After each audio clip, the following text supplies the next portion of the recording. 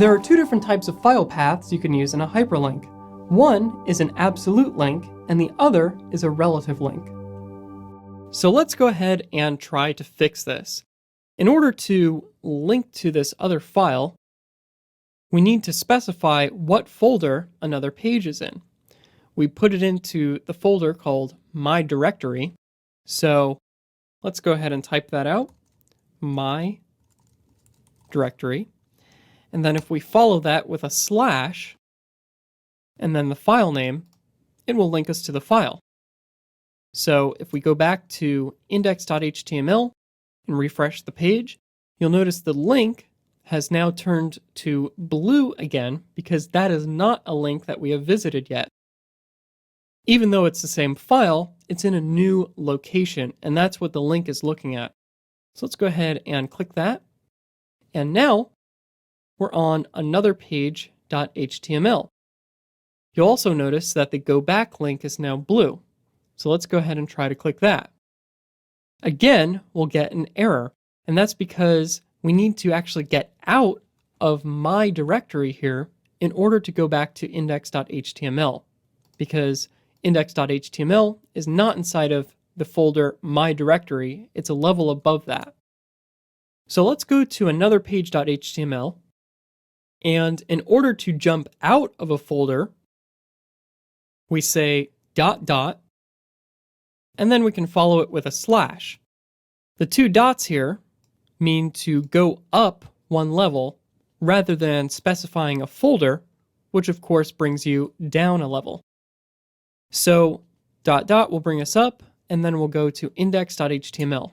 So if we switch back, refresh here, we'll click on my link on index.html.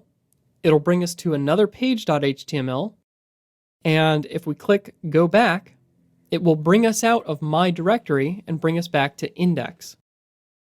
So that's how relative links work, but there's another type of link called an absolute link. Absolute links use a complete file path that starts at the root of a file structure rather than relative to the current document location.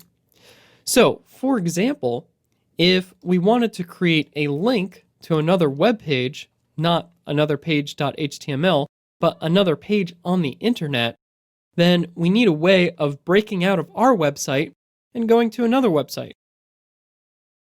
Let's start out by creating an anchor tag. And let's say we wanted to link to google.com. So we'll just say, take me to Google inside of the anchor here for the text. And then for the href, we need to put in the full URL.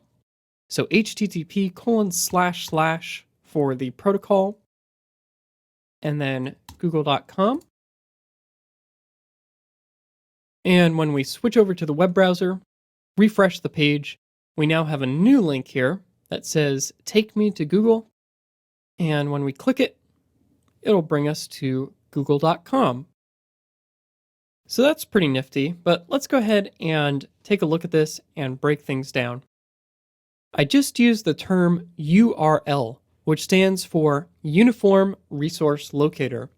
A URL looks like this, the link that we created to google.com. Now, you may sometimes hear the term URI, which stands for Uniform Resource Identifier, and if people ask you the difference between a URL and a URI, you can feel smart by saying that a URL is actually a specific type of URI. But for practical purposes, the terms URL and URI are often used interchangeably to describe a URL or a URI, even though it's not technically correct. That about wraps things up for links. Simple as they may be, anchors are a critical HTML element that you'll use very frequently.